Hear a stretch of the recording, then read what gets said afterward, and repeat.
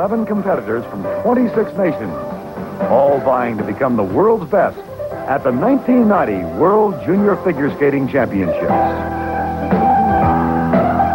Hello, everybody. I'm Vern Lundquist.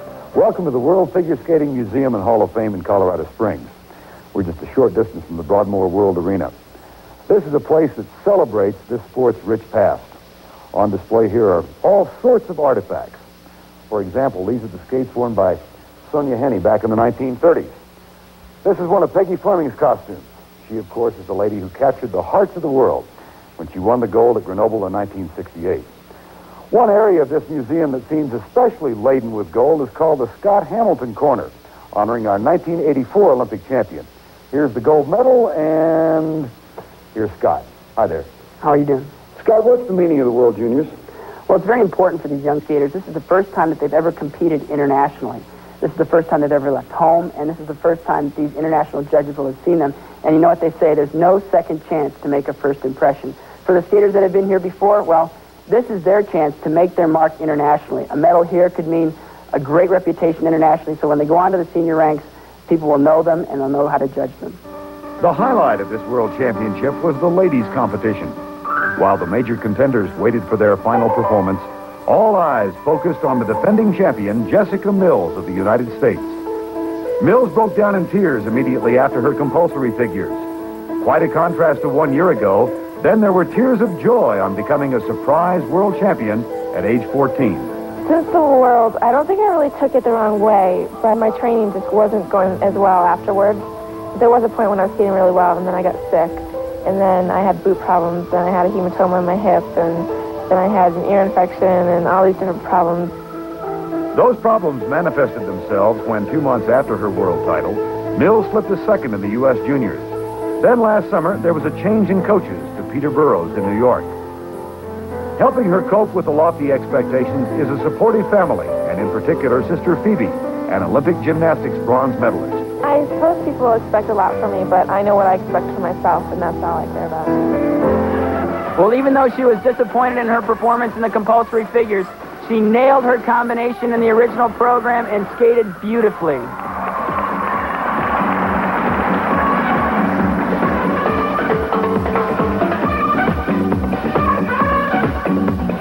She was second in the compulsory figures, which counts for 20% of the overall score. This program was worth 30%.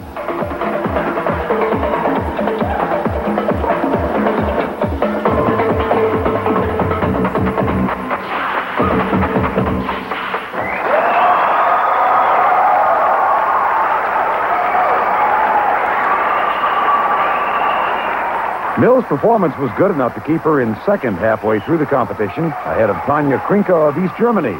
But the leader was the biggest surprise of all. She was Yuka Sato from Japan, who finished 10th in this championship last year. Sato won the school figures and was expected to fall back once the free skating performances began. But the original program is a compulsory free skating program. She completed all 7 required elements without a mistake and expanded her lead.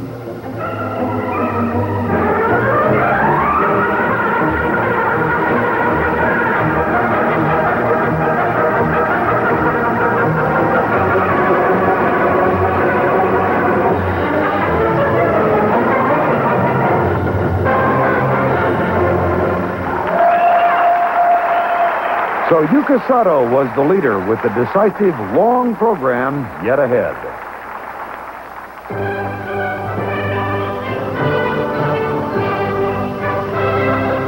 The holiday season is my favorite time of the year.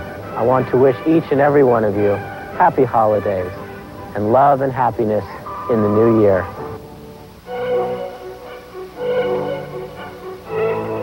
Just hours before the free program, Jessica Mills and Sister Phoebe relaxed in Jessica's room.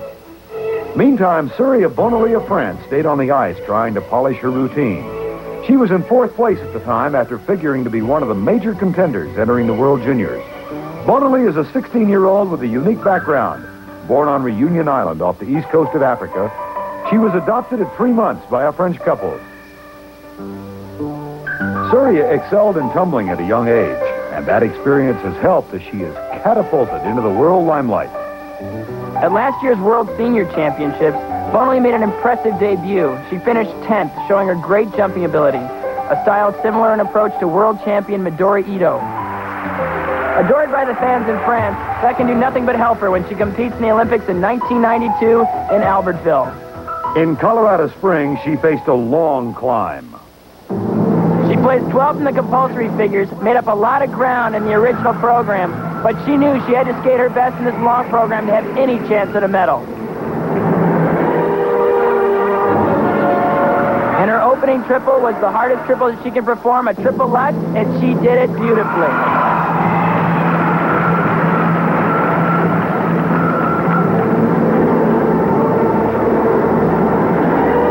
And she did a triple loop beautifully.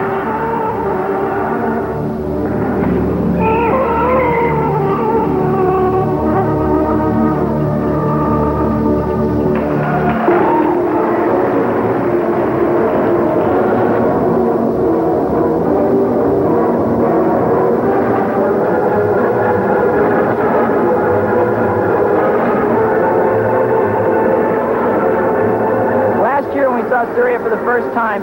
She was really rough around the edges. She's worked really hard at improving her style and presentation, and if she keeps improving, who knows what she's capable of doing.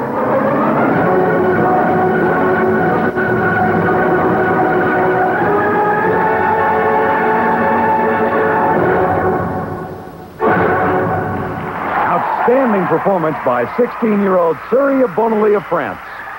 Her coach, Didier Gaillet, was obviously very happy with that free program, and Jessica Mills knew what she faced. Here's why. The opening of her program, she started with 2 double axels off a standstill. There's the second, done beautifully. What a talented jumper. A hug between student and coach, and in the stands, Chris Mills and Phoebe Mills, father and sister respectively, of Jessica Mills, who was next.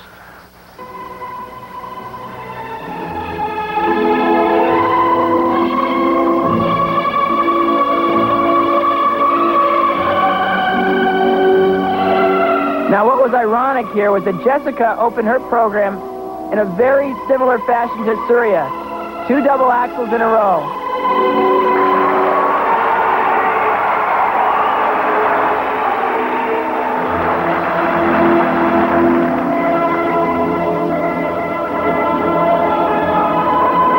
But her fate was a little different on her opening triple. This triple loop jump, she tilted a little bit outside, and she couldn't hang on to the landing. And that set the pace for a very tentative free program.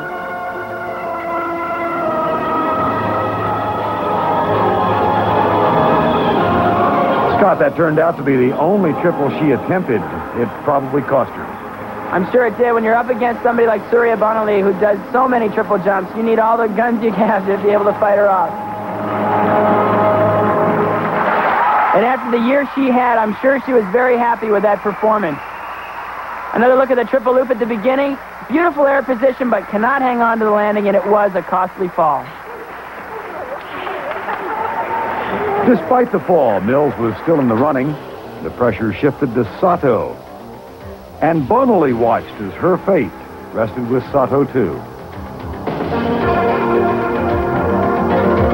The only problem for both Mills and Bonaly was that Sato had a near insurmountable lead, and only a disastrous performance could cost her the title. She nearly blew it. She fell twice. But towards the end of her program, Sato rallied. And as her father, Nobuo, a former Olympic skater himself, looked on, Yuka Sato hung on and avoided any other major mishaps.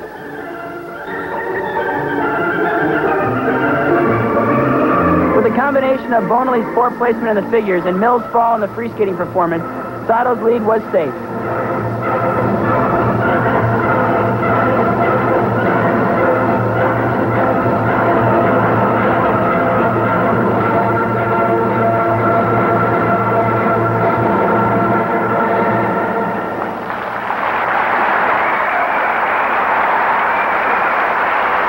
For Sato, the performance was good enough for gold, and Bonaly was happy to have moved into second. But the medal standings did not include Mills, whose performance in the free just wasn't good enough. Jessica fell into fourth, with Americans Kyoko Ina and Tisha Walker 5th and 7th. Even though you didn't get the medal tonight, you didn't defend your championship, finishing as competitive as you did gives you a degree of satisfaction on that. Yes, it does. I did the best I could, considering the year that I've had so far, so I'm pleased. How does it sound to hear Yuka Sato world champion? I don't get really into my heart yet, but I am really happy about it. And while the victors bask in the spotlight, Jessica Mills could only reflect on what has been a trying year. Later in the show, a surprise medal winner in the men's competition. The CBS Winter Sports Special will continue after this.